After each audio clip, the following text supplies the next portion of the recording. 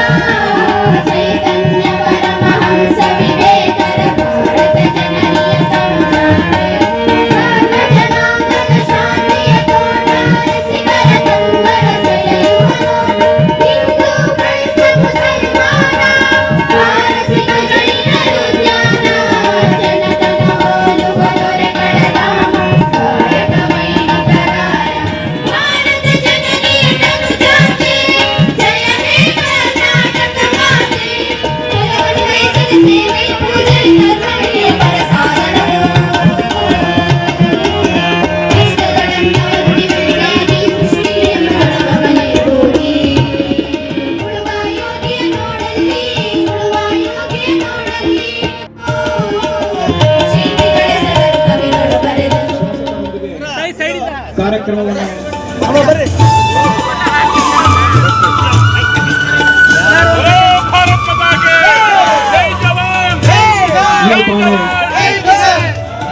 ಭತ್ತದ ಸಸ್ಯಗಳಿಗೆ ನೀರೆರೆಯುವ ಮೂಲಕ ಕಾರ್ಯಕ್ರಮದ ಉದ್ಘಾಟನೆಯ ಸನ್ಮಾನ್ಯ ಶಾಸಕರಾದ ಶ್ರೀ ಗಾಲಿ ಜನಾರ್ದನ್ ರೆಡ್ಡಿ ಸಾಹೇಬರಿಗೆ ಹಾಗೂ ವೇದಿಕೆ ಮೇಲಿರುವ ಎಲ್ಲಾ ಗಣ್ಯರಿಗೆ ಹೃತ್ಪೂರ್ವಕ ಅಭಿನಂದನೆಗಳನ್ನು ಸಲ್ಲಿಸುತ್ತೇನೆ.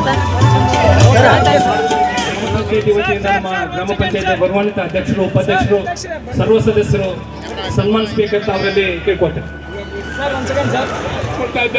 ಅವ್ರಿಗೆ ನಮ್ಮ ನಿರ್ದೇಶಕರು ಶಾಲಾಜಿ ಅವರು ಸನ್ಮಾನಿಸಬೇಕು ಅಂತೇಳಿ ವಿನಂತಿ ಮಾಡಿಕೊಳ್ತಾ ಇದ್ದೇನೆ.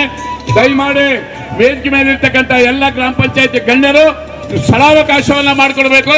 ಸನ್ಮಾನ್ಯ ಶಾಸಕರದ ಒಂದು ಅವಸರ ಕಾರ್ಯಕ್ರಮ ಇದ್ದ ಕಾರಣ ಅವರು ಕೆಲವೇ ನುಡಿಗಳನ್ನ ನುಡಿದ ನಂತರ ಪ್ರಾಸ್ತಾವಿಕ ಮತ್ತೆ ಇನ್ನಿತರ ಗಣ್ಯರುಗಳ ಮಾತುಗಳನ್ನ ತಾವೆಲ್ಲರೂ ಆಲಿಸುವರಿ. ದಯಮಾಡಿ ಅವರಿಗೆ ಅವಕಾಶ ಮಾಡಿಕೊಡ್ರಿ ಅಂತೇಳಿ ವಿನಂತಿ ಮಾಡಿಕೊಳ್ತಾ ಇದ್ದೇನೆ.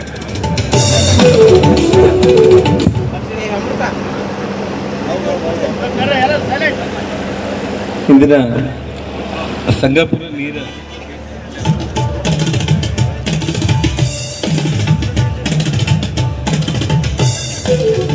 ಸರ್ ಮುಂದೆ ಬರಬೇಡಿ. ಈ ಸನ್ಮಾನ ಮುಗಿದ ತಕ್ಷಣ ಮಾನ್ಯ ಶಾಲಾ ಶಿಕ್ಷಕರ ವತಿಯಿಂದ ಮಾನ್ಯ ಹೆಡ್ ಮಾಸ್ಟರ್ ಅವರು ಸರಿ ಸನ್ಮಾನ ಮಾಡ್ತಾರೆ.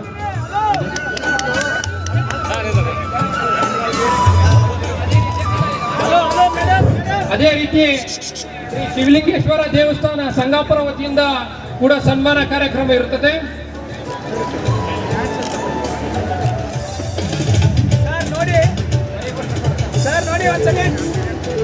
ಸಾಹೇಬರ ಸನ್ಮಾನ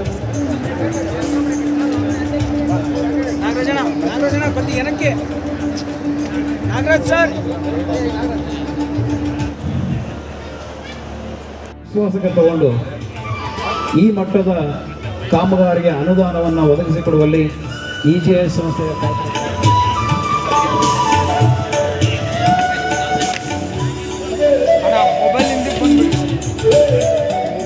ಸಂಘಕ್ಕೆ 2 ಭಾಗಗಳ ನೀರು ಬಳಕೆದಾರ ಸಂಘಗಳ ಉಪಾಧ್ಯಕ್ಷರಿಗೆ ಸಂಘದ ವತಿಯಿಂದ ಕಿರು ಸನ್ಮಾನ.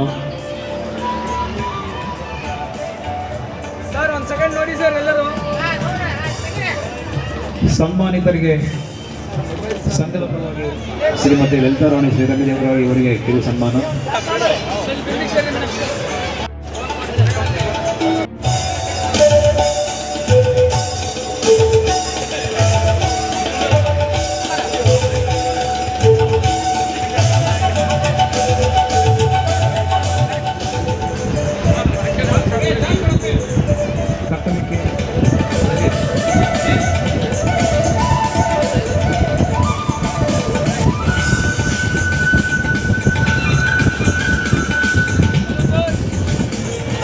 ಯಾಕಂದ್ರೆ ಈಗ ಮುಂದೆ ಈ ಆಂಜನೇಯ ಸರ್ ಇವರು ಮೇಡಮ್ ಮುಂದಕ್ಕೆ ಬನ್ನಿ. Hello sir. ನೀರು ಬಳಕೆದಾರರ ಸಂಘದ ಅಧ್ಯಕ್ಷರು, ಉಪಾಧ್ಯಕ್ಷರು ಹಾಗೂ ನಿರ್ದೇಶಕರಿಗೆ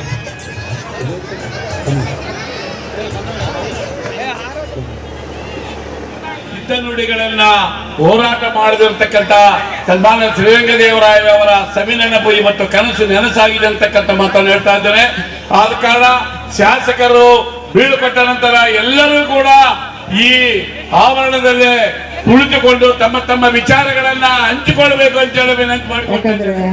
ನೀರಾವರಿ ಸಂಘದ ಅಧ್ಯಕ್ಷರು ದೊರೆಸ್ವಾಮಿಯವರು ರೈತರಿಗೂ ಸೇರ್ಬೇಕಾಗಿದೆ. ಯಾಕಂದ್ರೆ ಹಗಲೆರಳು ಕಾಲದ ಮೇಲೆ ಇದ್ದು ಆ ಕೆಲಸ ಮುಗಿಸ್ಕೊಳತನ ಅವರು ವಿಶ್ರಮ ಮಾಡಿಲ್ಲ. ಹೋದ ವರ್ಷ ಒಂದೇ ಬೆಳೆ ಇತ್ತು, ರೈತರ ಸಂಕಷ್ಟ ಅವ್ರದ್ದೇ. ಇವತ್ತು ನಮ್ಮ ಹಳ್ಳಿಗಳಲ್ಲಿ ಹಾಲು ಸಿಗ್ತಾ ಇಲ್ಲ. ಯಾಕೆ ಸಿಗ್ತಾ ಇಲ್ಲ ಅಂದರೆ ದನಗಳು ಕಡಿಮೆ ಆಗಿಬಿಟ್ಟವು. ಅದಕ್ಕೆ ಕೂಲಿ ವೆಚ್ಚ ಭಾಳ ಆಗಿದೆ. ಹಾಲು ಮಾರೋರಿಗೆ ತುಂಬ ಕಷ್ಟ ಆಗಿದೆ.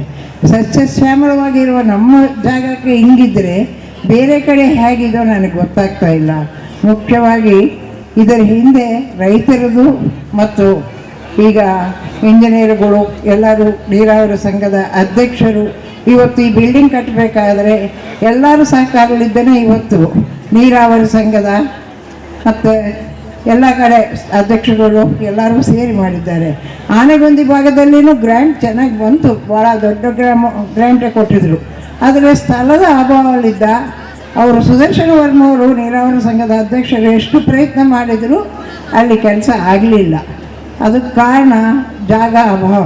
ಇಲ್ಲಿ ಶ್ರೀರಂಗನಗರ ಕಾಲನಿಯಲ್ಲಿ ಸಾಕಷ್ಟು ಜಾಗ ಇದ್ದ ಕಾರಣ ಇಲ್ಲಿ ತುಂಬ ಅನುಕೂಲವಾಯಿತು, ಒಳ್ಳೆಯ ಕೆಲಸ ಆಯಿತು. ಅದಕ್ಕೆ ಶ್ರಮಿಸಿದ್ದ ಮಲ್ಲಿಕಾರ್ಜುನ ಅವರು ಸದಸ್ಯರನ್ನು ಎಲ್ಲರನ್ನೂ ಅಭಿನಂದಿಸ್ತಾ, ಇದು ರೈತರ ಸಾಹಸ, ರೈತರದೇ ಮತ್ತು ಅಧಿಕಾರಿಗಳಂದರೆ ದೊರೆಸ್ವಾಮಿಯವರು ಅವ್ರ ಟೀಮ್ ಈ ಕೆಲಸ ಮಾಡಿದ್ದಾರೆ. ಎಲ್ಲರಿಗೂ ಧನ್ಯವಾದಗಳು. ಸಾಲದ ರೂಪಕದಲ್ಲಿ ಅವ್ರದ್ದು ಕೊಡುಗೆ. ಈ ಒಟ್ಟು 885 ಕೋಟಿ ಯೋಜನೆ 2019ರಲ್ಲಿ ಪ್ರಾರಂಭ ಆಯಿತು. ಪ್ರಾರಂಭ ಆಗಿದ್ದ ಸಂದರ್ಭದಲ್ಲೇ ಏನೋ ಒಂದು ಬಹಳಷ್ಟು ತೊಡಕುಗಳು ಬಂದವು. ಅಂದರೆ ಕೋವಿಡ್ ಬಂತು. 2 ವರ್ಷ ಸತತವಾಗಿ ಕೋವಿಡ್ ಇದ್ದಿದ್ದರಿಂದ ತಮಗೆ ಗೊತ್ತಿದೆ, ಈ ಕಾಮಗಾರಿಗಳು ಮಾಡಬೇಕು ಅಂತಂದ್ರೆ ಬೇರೆ ಬೇರೆ ಊರುಗಳು, ಬೇರೆ ಬೇರೆ ರಾಜ್ಯಗಳಿಂದ ಎಲ್ಲ ಲೇಬರ್ಸ್ ತರಿಸ್ಬೇಕು. ಟ್ರಾಫಿಕ್ ಎಲ್ಲ ಪ್ರಾಬ್ಲಮ್ ಆಗಿದ್ದರಿಂದ 2 ವರ್ಷ ವಿಳಂಬ ಆಯಿತು. ತದನಂತರ ಪ್ರವಾಹ ಅದು ಇದು ಮತ್ತೆ ಎಕ್ಸಸ್ ರೈನ್ಫಾಲ್, ರೈನಿ ಡೇಸು ಇದೆಲ್ಲ ಬಂದಿದ್ದರಿಂದ ಅದೊಂದು ಸ್ವಲ್ಪ ವಿಳಂಬ ಆಯಿತು. ಹೇಗಾದರೂ ಆಗಲಿ ತ್ವರಿತವಾಗಿ ಕೆಲಸ ಪ್ರಾರಂಭ ಮಾಡಿ ಇವತ್ತಿಗೆ ನಾವು ಸುಮಾರು 640 ಕೋಟಿಯಷ್ಟು ಖರ್ಚು ಮಾಡಿದ್ವಿ. ಇನ್ನೂ ಕಾಮಗಾರಿಗಳು ಮಾಡಬೇಕಾಗಿದೆ. ಇದು ವಿನ್ಯಾಸ ಮಾಡಿದ ಕಾಲದಲ್ಲಿ ನಾವು ಕಂಡಂಥ ಒಂದು ಏನು ನಮ್ಮ BOK ಅಂತ ಕ್ವಾಂಟಿಟೀಸ್ ಏನು ಹೇಳ್ತೀವಿ ಅದಕ್ಕಿಂತ ಜಾಸ್ತಿ ಕಂಡು ಬಂತು. ಯಾಕಂದರೆ 600 ವರ್ಷದ ಇತಿಹಾಸ ಇರ್ತಕ್ಕಂಥ, ಇನ್ನೂ ಹೆಚ್ಚಿನ ಇತಿಹಾಸ ಇರ್ತಕ್ಕಂಥ ಈ ಕಾಲುವೆಗಳು ಸೆಕ್ಷನ್ಗಳು ಹೋಗ್ಬಿಟ್ಟಿದ್ವು. ಸೆಕ್ಷನ್ ಇರಲಿಲ್ಲ. ಎರಡನೇದಾಗಿ ನಾವೇನು ಸಿಲ್ಟ್ ಈ ಹೂಳು ತೆಗಿಬೇಕು ಅನ್ನೋದೆಲ್ಲ ಒಂದು ಎಸ್ಟಿಮೇಟ್ ಮಾಡಿದ್ವಿ. ವಾಸ್ತವಿಕವಾಗಿ ಅಲ್ಲಿ ಹೋಗಿ ನಾವು JCBಗಳು ಹಾಕಬೇಕು ಅಂತಂದರೆ 2 ಮೀಟರ್ ಆಳಕ್ಕೆ ಹೋಗಿದ್ದವು. ಇದು ಯಾಕಂದರೆ ಸತತವಾಗಿ ನೀರು ಹರಿದು ಹರಿದು ಹರಿದು ಹರಿದು ಕಾಲುವೆಗಳು ತನ್ನದ ಮೊದಲೇನು ವಿನ್ಯಾಸ ಇತ್ತು ಅದೆಲ್ಲ ಕಳ್ಕೊಂಡ್ಬಿಟ್ಟಿತ್ತು. ಮತ್ತೆ ನಮಗೆ ಈ ಒಂದು ಯೋಜನೆಯಲ್ಲಿ ವಿಶೇಷವಾಗಿ ನಾವು ಗಮನಿಸಬೇಕಾದ್ದು ಯಾಕೆ ವಿಳಂಬ ಆಯಿತು ಅಂತ ಹೇಳಿ ಅಂತಂದರೆ, ಕ್ಲೋಜರ್ ಪೀರಿಯಡ್ ಅಂತ ಏನು ಹೇಳ್ತೀವಿ, ಈ ಕೆನಾಲ್ ಕ್ಲೋಜರ್ ಪೀರಿಯಡ್ ಭಾಳ ಕಡಿಮೆ. ನಮಗೆ 1 ತಿಂಗಳು ಸಿಗ್ತದೆ, ಮತ್ತೆ ಬಲದಂಡೆನಲ್ಲಿ 2 ತಿಂಗಳು ಸಿಗುತ್ತೆ. ಒಟ್ಟು 3 ತಿಂಗಳು ಕ್ಲೋಜರ್, ಅಂದರೆ 2 ಸೇರಿ. ಈಗ ನಾವು ಒಂದೊಂದು ಕಾಲುವೆಗೂ ನಾವು ಈ ಸಿಗ್ತಕ್ಕಂಥ ಕ್ಲೋಜರ್ ಪೀರಿಯಡ್ನ ನಾವು ವಿಂಗಡಿಸಿ ಹೇಳೋದಾಯ್ತು ಅಂತಂದರೆ ವರ್ಷದಲ್ಲಿ 1.5 ತಿಂಗಳಷ್ಟೇ ಕೆಲಸ ಮಾಡಕ್ಕೆ ಸಿಗುತ್ತೆ. ಆದರೆ ಈ ನೀರು ಬಳಕೆದಾರ ಸಂಘದವರು ಸನ್ಮಾನ್ಯ ಶ್ರೀ HK ಪಾಟೀಲ್ರು 2000 ಇಸ್ವಿನಲ್ಲಿ ನೀರಾವರಿ ಕಾಯ್ದೆ 1965ಕ್ಕೆ ತಿದ್ದುಪಡಿ ತಂದು ರೈತರನ್ನ ನೀರು ನಿರ್ವಹಣೆಯಲ್ಲಿ ಪಾಲ್ದಾರರನ್ನ ಮಾಡಬೇಕು, ನಿರ್ವಹಣೆಯಲ್ಲಿ ಅವರನ್ನು ತೊಡಗಿಸ್ಕೊಳ್ಬೇಕು ಅಂತ ಹೇಳಿ ಕಾನೂನುಬದ್ಧವಾಗಿ ಕಾಯ್ದೆನ ತಿದ್ದುಪಡಿ ಮಾಡಿ ರೈತರಿಗೆ ಇದು ನೀರು ನಿರ್ವಹಣೆಯಲ್ಲಿ ಪಾಲ್ಗೊಳ್ಬೇಕಂತ ಒಂದು ಅಧಿಕಾರ ತಂದರು. ಇದು 2000 ಇಸ್ವಿನಲ್ಲಿ ಒಂದು ಆರ್ಡಿನೆನ್ಸ್ ರೂಪಕದಲ್ಲಿ ಬಂದು ಮತ್ತೆ ಅದು ಫುಲ್ ಫ್ಲೆಡ್ಜ್ ಆಕ್ಟ್ ಆಯಿತು. ಈ ಆಕ್ಟ್ ಆಗಿದ ಮೇಲೆ ಈಗ ಕರ್ನಾಟಕದಲ್ಲಿ ಸುಮಾರು 3500 ಸಂಘಗಳಿಗಿಂತ ಹೆಚ್ಚು ನಮಗೆ ತಿಳಿಸ್ತೇನೆ. ಈ ರೀತಿ ಹೊತ್ತು ಆಗಿದೆ ಅಂತಂದ್ರೆ ನಾನು ಅವ್ರಿಗೆ ಸಮಾಧಾನ ಮಾಡಿದೆ. ನಾನು ನಮ್ಮ ಮಲ್ಲಿಕಾರ್ಜುನ ಅವ್ರ ಬಗ್ಗೆ ಒಂದು ಸಣ್ಣ ಕಂಪ್ಲೇಂಟ್ ಹೇಳಿದ್ರು, ಮೀಟಿಂಗ್ ತುಂಬಾ ಅರ್ಜೆಂಟಾಗಿ ಮಾಡಿದ್ರು ಅಂತ ಹೇಳಿ. ಹಾಗಾಗಿ ಇದನ್ನ ಯಾರು ಅಪಾರ್ಥ ಮಾಡ್ಕೊಳ್ಳೋದು ಬೇಡ. ಮತ್ತೆ ಇನ್ನೊಂದು ಸಮಸ್ಯೆ ಒಂದನ್ನು ಹೇಳಿದೆ, ಯಾವುದು ಕಾಲುವೆ ಬಗಲಿಗೆ ಏನೋ ಒಂದು ರಸ್ತೆಯನ್ನ ನಮ್ಮ RNS ಕಂಪನಿಯವರು ಹಾಕಿದ್ರು, ಆ ರಸ್ತೆಯನ್ನ ಕಿತ್ತಿದ್ದಾರೆ, ಅದನ್ನ ಸರಿ ಮಾಡಿಕೊಡ್ಬೇಕು ಅಂತೇಳಿ ರೈತರು ಮನವಿ ಮಾಡಿದ್ದಾರೆ. ಇಲ್ಲಿ ಸಿದ್ದರಾಮಯ್ಯ ಅವ್ರಿಗೂ ನಾನು ಮನವಿ ಮಾಡ್ತಾ ಇದ್ದೀನಿ, ಅಂಬರೀಶ್ ಇಂಜಿನಿಯರ್ ಅವರು ಕೂಡ ಹೇಳಿದ್ದೀನಿ, ನಾನು ತಕ್ಷಣ ಅವ್ರಿಗೆ ರಸ್ತೆ ಬಿಡುಗಡೆ ಮಾಡಿಕೊಟ್ಟು ಆ ರಸ್ತೆಯನ್ನು ಕೂಡ ಪೂರ್ತಿ ಮಾಡ್ತೀವಿ ಅಂತೇಳಿ ಅವ್ರು ನಮ್ಗೆ ಮಾತು ಕೊಟ್ಟಿದ್ದಾರೆ. ಅದಕ್ಕೆ ನೀವು ಕೂಡ ಅಧ್ಯಕ್ಷರು ತಾವು ಎಲ್ಲರೂ ಕೂಡ ನಿಂತು ಆ ಕೆಲಸ ಸಶಸ್ತ್ರವಾಗಿ ಮಾಡಿ ಎಲ್ಲರೂ ರೈತರ ಸಂತೋಷವಾಗಿರೋದಕ್ಕೆ ಒಂದು ಪ್ರಯತ್ನ ಮಾಡೋಣ. ಜೊತೆಗೆ ನಮ್ಮ ಏಷ್ಯನ್ ಡೆವಲಪ್ಮೆಂಟ್ ಬ್ಯಾಂಕ್ ಜೊತೆಯಲ್ಲಿ ದೊರೆಸ್ವಾಮಿ ಅವರು ಮಾತಾಡ್ದವರು ಸುಮಾರು ವಿಷಯಗಳನ್ನ ನಮ್ಗೆ ತಿಳಿಸಿದ್ರು. ಸುಮಾರು 885 ಕೋಟಿ ಈ ಪ್ರಾಜೆಕ್ಟ್ ಅಲ್ಲಿ ಮುಕ್ಕಾಲಷ್ಟು ಕೆಲಸ ಈಗಾಗಲೇ ಮುಗಿದಿದೆ, ಇನ್ನೂ ಸ್ವಲ್ಪ ಕೆಲಸ ಅತಿ ಶೀಘ್ರದಲ್ಲೇ ನಾವು ಮುಗಿಸ್ತೀವಿ ಅಂತ ಹೇಳಿ. ಮತ್ತು ಜೊತೆಯಲ್ಲಿ ಅವರು ಸಾಕಷ್ಟು ಒಂದು ಒಳ್ಳೆ ಐಡಿಯಾಗಳನ್ನ ಇಟ್ಕೊಂಡಿದ್ದಾರೆ. ಅಂದರೆ ಸುಮಾರು 1800 ಕೋಟಿ ಬೆಲೆ ಮಾಡುವಷ್ಟು ಪ್ರಾಜೆಕ್ಟ್ಗಳನ್ನ ಈ ನಮ್ಮ ಗಂಗಾವತಿ ಭಾಗದ ರೈತರ ಹಿತದೃಷ್ಟಿಯಿಂದ ಒಂದು ಒಳ್ಳೆ ಕಾರ್ಯಕ್ರಮ ರೂಪಿಸೋದಕ್ಕೆ ಪ್ಲಾನ್ ಮಾಡ್ತಾ ಇದ್ದಾರೆ. ಅವರು ಜೊತೆಯಲ್ಲಿ ನಾನು ಕೂಡ ಬೆಂಗಳೂರಲ್ಲಿ ಒಳ್ಳೆ ಸಮಯ ಕೊಟ್ಟು ನಾನು ಅರ್ಥ ಮಾಡಿಕೊಂಡು ನಾನು ಮತ್ತು ನಮ್ಮ ಸಹೋದರಿಬ್ಬರು ಕೂಡ ನಾವು ಹೋಗ್ಬಿಟ್ಟು ಉಪಮುಖ್ಯಮಂತ್ರಿಗಳು DK ಶಿವಕುಮಾರ್ ಅವ್ರ ಹತ್ರ ಹೋಗ್ಬಿಟ್ಟು ನಾವು ಅವ್ರ ಜೊತೆಯಲ್ಲಿ ಈ ಸಬ್ಜೆಕ್ಟನ್ನು ಮಾತಾಡಿ ಖಂಡಿತವಾಗ್ಲೂ ಕೂಡ ಏಷ್ಯನ್ ಡೆವಲಪ್ಮೆಂಟ್ ಬ್ಯಾಂಕ್ ಆಗಿರ್ಬೋದು ಅಥವಾ ನಬಾರ್ಡ್ ಆಗಿರ್ಬೋದು ಯಾವುದ್ರಲ್ಲಾದರೂ ಕೂಡ ಆ ಹಣವನ್ನು ತಗೊಂಡು ಬರೋದ್ರ ಮೂಲಕ ಈ ನಮ್ಮ ಭಾಗದ ರೈತರ ಇಡೀ ಕುಟುಂಬಗಳು ತುಂಬ ಸಂತೋಷವಾಗಿ ಬದುಕಲಿಕ್ಕೆ ಒಂದು ಪ್ರಾಮಾಣಿಕ ಪ್ರಯತ್ನ ಮಾಡ್ತೀನಿ ಅಂತ.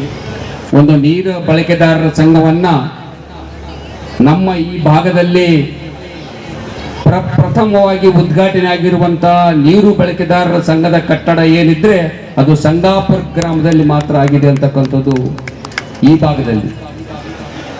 ನಿಜವಾಗಲೂ ಇಲ್ಲಿ ರೈತರು ಬಹಳ ಆಸಕ್ತಿಯನ್ನು ವಹಿಸಿ ಒಂದು ನೀರಾವರಿ ಬಳಕೆದಾರರ ಸಂಘವನ್ನು ಮಾಡಿಕೊಂಡು ಪ್ರತಿ ಮೀಟಿಂಗ್ನಲ್ಲಿ ಹಾಜರಾಗಿ ಸರ್ಕಾರದ ಜೊತೆಗೆ ಸಂಪರ್ಕ ಇಟ್ಕೊಂಡು ನೀರಾವರಿ ಮತ್ತು ಕಾಡ ಅಧಿಕಾರಿಗಳ ಜೊತೆ ಸಂಪರ್ಕ ಇಟ್ಕೊಂಡು ವಿಜಯನಗರ ಕಾಲುವೆಗಳ ಅಭಿವೃದ್ಧಿ ಜೊತೆಗೆ ಒಂದು ಸಹಕಾರ ನೀರು ಬಳಕೆದಾರರ ಸಂಘವನ್ನು ಮಾಡಿ ಒಂದು ನೂತನವಾದಂತಹ ಕಟ್ಟಡವನ್ನು ಉದ್ಘಾಟನೆ ಮಾಡಿ ಇವತ್ತು ಲೋಕಾರ್ಪಣೆ ಮಾಡ್ತಿರತಕ್ಕಂಥದ್ದು ನೋಡಿದರೆ ನಿಜವಾಗ್ಲೂ ಈ ಭಾಗದ ರೈತರು ಪ್ರಗತಿಪರ ರೈತರು ಇದ್ದಾರೆ ಅಂತಕ್ಕಂಥದ್ದು ನಮ್ಮೆಲ್ಲರಿಗೂ ಗೊತ್ತಾಗ್ತಾ ಇದೆ. ತುಂಗಾಭದ್ರಾ ಕಾಡ ಅಧ್ಯಕ್ಷನಾಗಿದ್ದಾಗ ಬಹಳಷ್ಟು ರೈತರಿಗೆ ಬಳ್ಳಾರಿ, ವಿಜಯನಗರ, ರಾಯಚೂರು, ಕೊಪ್ಪಳ ಜಿಲ್ಲೆಯ ರೈತರಿಗೆ ನೀರಾವರಿ ಬಳಕೆದಾರರ ಸಂಘವನ್ನ ಮಾಡಿಕೊಡ್ರಿ ಅಂತೇಳಿ ನಮ್ಮ ಆಗಿನ ಭಾರತೀಯ ಜನತಾ ಪಾರ್ಟಿ ಸರ್ಕಾರ ಇವತ್ತು ನೀರಾವರಿ ಬಳಕೆದಾರರ ಸಂಘದಿಂದ ನಾವು ನೋಡಬೇಕಾಗಿದೆ. ಯಾಕಂದ್ರೆ ನೀರು ಒಂದು ಪವಿತ್ರವಾದದ್ದು ಮತ್ತು ಬೆಲೆ ಬಾಳತಕ್ಕಂಥದ್ದು ಮತ್ತು ಬೇಕಾದಾಗ ಸಿಗದೇ ಇರತಕ್ಕಂಥ ವಸ್ತು ಮೊನ್ನೆ ನಾವು ಅನುಭವಿಸಿದ್ದೀವಿ. 2 ಮಳೆಗಳಾಗದೇನೆ ನಮ್ಮ ತುಂಗಭದ್ರಾ ಡ್ಯಾಮ್ ಖಾಲಿಯಾಗಿ ಹೆಂಗಪ್ಪ ಮುಂದಿನ ಪರಿಸ್ಥಿತಿ ನಮ್ಮ ರೈತರದು ಅನ್ನೋದಕ್ಕಿಂತ ಇಡೀ ಈ ಭಾಗದ ಜನರ ಬದುಕಿನ ಬಗ್ಗೆ ಚಿಂತನೆಯನ್ನು ಮಾಡ್ತಕ್ಕಂಥ ಸಂದರ್ಭ ಬಂದಿತ್ತು. ಅಂದರೆ ನಾವು ನೀರನ್ನು ಕಾಪಾಡಬೇಕು, ನೀರನ್ನು ಸದ್ಬಳಕೆಯನ್ನು ಯಾವ ರೀತಿ ಮಾಡ್ಕೋಬೇಕು ಅಂತಕ್ಕಂಥದ್ದು ಕೂಡ ಇವತ್ತಿನ ದಿನ ನಮಗೆ ಒಂದು ಕಲೆಯಾಗಿ ರೂಪಿಸ್ಕೊಳ್ಬೇಕಾಗಿರ್ತಕ್ಕಂಥ ಬದುಕು ಬಂದಿದೆ. 2000 ಇಸ್ವಿಯಲ್ಲಿ ಅದಕ್ಕಿಂತ ಮುಂಚೆ ನೀರಾವರಿ ಇಲಾಖೆ ಕೆಲಸಗಳು ಅಂದರೆ ಯಥೇಚ್ಛವಾಗಿ ಯಾರೋ ಮಾಡಿಕೊಂಡು ಹೆಂಗೋ ತಿಂದು ಹೆಂಗೋ ಬದುಕ್ತಕ್ಕಂಥ ದಿನಗಳನ್ನು ನಾವು ನೋಡ್ತಾ ಇದ್ದೀವಿ. ಅದಕ್ಕೆ ಒಂದು ಕಡಿವಾಣ ಹಾಕಬೇಕು ಅಂತ ದೃಷ್ಟಿ ಇಟ್ಕೊಂಡು ಒಂದು ತಿದ್ದುಪಡಿಯನ್ನು ತಂದು ಈ ನೀರು ಬಳಕೆದಾರರ ಸಂಘವನ್ನು ಸ್ಥಾಪಿಸಲೇಬೇಕು, ರಚಿಸಲೇಬೇಕು. ಪ್ರತಿಯೊಂದು ಗ್ರಾಮಗಳಲ್ಲಿ ಎಲ್ಲೆಲ್ಲಿ ನೀರನ್ನು ಬಳಕೆ ಮಾಡತಕ್ಕಂಥ ಒಂದು ಪ್ರಾಮುಖ್ಯತೆಯನ್ನು ಕೊಡಬೇಕು ಅಂತಕ್ಕಂಥ ದೃಷ್ಟಿ ಇಟ್ಕೊಂಡು ಈ ನೀರು ಬಳಕೆದಾರರ ಸಂಘವನ್ನು ಸ್ಥಾಪನೆ ಮಾಡಲಿಕ್ಕೆ ಒಂದು ಆದೇಶವನ್ನು ಹೊರಡಿಸುವ ಮುಖಾಂತರ ತಿದ್ದುಪಡಿ ತಂದಿದ್ದಾರೆ, ಅದನ್ನು ಹೇಳಿದ್ದಾರೆ ಈಗಾಗಲೇ. ಆದರೆ ಇದರ ಅವಶ್ಯಕತೆ ಇದೆಯಾ ಅಂತಕ್ಕಂಥದ್ದು ನೋಡ್ತಾ ಹೋದ್ರೆ ತುಂಬಾ ಸಂಘ ಯಾವ ತರ ಕೆಲಸ ಮಾಡಬೇಕೆಂಬ ಕಲ್ಪನೆಯನ್ನು ಹೇಳ್ಕೊಟ್ರು. ಇವತ್ತು ನಾವು ಯಾವುದೇ ಒಂದು ಕೆಲಸ ಕಾರ್ಯವನ್ನು ಮಾಡಬೇಕಾದ್ರೆ ಅದರ ಮೇಲೆ ಶ್ರದ್ಧೆ ಭಕ್ತಿಯಿಂದ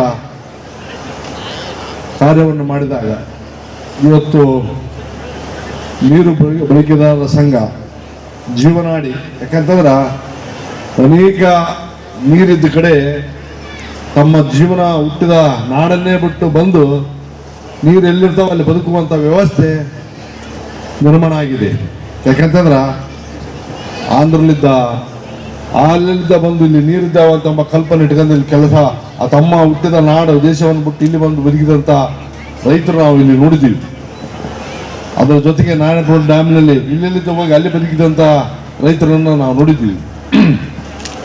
ಇವತ್ತು ನೀರಿನ ಪ್ರಾಮುಖ್ಯತೆ ಎಷ್ಟಿದೆ ಎಂಬ ಕಲ್ಪನೆಯನ್ನು ನಿಮಗೆಲ್ಲ ಗೊತ್ತಿದೆ. ಇವತ್ತು ಅನೇಕ ಸಂಘಟನೆಗಳು ಇವತ್ತೇನು ನಾಡಿಗಾಗಿ ಇರುವಂಥ ಸಂಘಟನೆಗಳು ಇರ್ಬೋದು, ಜಾತಿಗಾಗಿ ಇರುವಂಥ ಸಂಘಟನೆಗಳು ಇರ್ಬೋದು, ಈ ಥರ ತಮ್ಮ ಅಸ್ತಿತ್ವವನ್ನು ಉಳಿಸ್ಕೋಸ್ಕರ ಇವತ್ತು ಅನೇಕ ಸಂಘಟನೆಗಳು ಇರ್ತಾ ಇದ್ದಾವೆ. ಅದರ ಜೊತೆಗೆ ಇದು ರೈತರ ಜೀವನಾಡಿಯಾದಂಥ ನೀರು ಬಳಕೆದಾರರ ಸಂಘ ಇವತ್ತು ಪ್ರತಿಯೊಂದು ಆಗು ಹೋಗುಗಳನ್ನು ವಿಚಾರ ಮಾಡುವಂಥ ವ್ಯವಸ್ಥೆಯಲ್ಲೇ ನಿರ್ಮಾಣ ಆಗಬೇಕಾಗಿದೆ.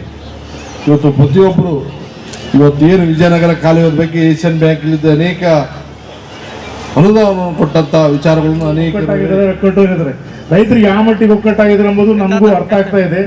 ದಯವಿಟ್ಟು ಏನು ನಮ್ಮ ಎಡದಂಡೆ ಕಾಲುವೆ ಎಡಭಾಗಕ್ಕೆ 10 ಫೀಟ್ ರೋಡ್ ಏನಿದೆಯೋ 10 ಫೀಟ್ ರೋಡನ್ನು ಯಾರೂ ಅಬ್ಜೆಕ್ಷನ್ ಮಾಡಬಾರ್ದು.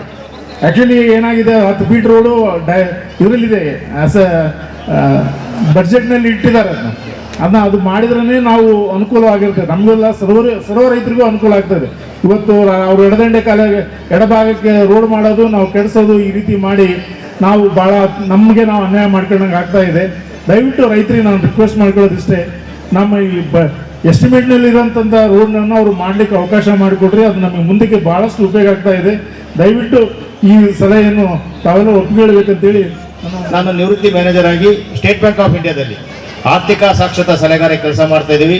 ಇಲ್ಲಿ ಮುಖ್ಯವಾಗಿ ನಾವು ರೈತರಿಗೆ, ಸ್ಕೂಲು ಕಾಲೇಜುಗಳಿಗೆ, ಮಹಿಳೆಯರಿಗೆ, ಸ್ವಸಹಾಯ ಸಂಘಗಳಿಗೆ, ಹಿರಿಯ ನಾಗರಿಕರಿಗೆ ಎಲ್ಲರಿಗೂ ಒಂದು ಅರಿವು ಮೂಡಿಸಂಥ ಕಾರ್ಯಕ್ರಮ ಮಾಡೋದು. ಹಾಗಾಗಿ ಈ ಒಂದು ನೀರು ಬಳಕೆದಾರ ಸಂಘ ಹೇಳಿದಾಗೆ ಇಲ್ಲಿ ಮುಖ್ಯವಾಗಿ ಒಳ್ಳೆ ಒಕ್ಕಟ್ಟಿನಿಂದ ಕೆಲಸ ಮಾಡ್ತಾ ಇದೆ. ಇದು ವಿಶೇಷವಾಗಿ ರೈತರಿಗಾಗಿ ತಮ್ಮ ಕೆಲಸ ಮಾಡುವ ಸಂದರ್ಭದಲ್ಲಿ ರೈತರಿಗೆ ಬ್ಯಾಂಕ್ನಲ್ಲಿರ್ತಕ್ಕಂಥ ಸೌಲಭ್ಯಗಳನ್ನು ಬಳಸಿಕೊಳ್ಳೋದ್ರ ಜೊತೆಗೆ ಕೇಂದ್ರ ಸರ್ಕಾರ ಹಲವಾರು ಯೋಜನೆಗಳು ಮಾಡಿದೆ.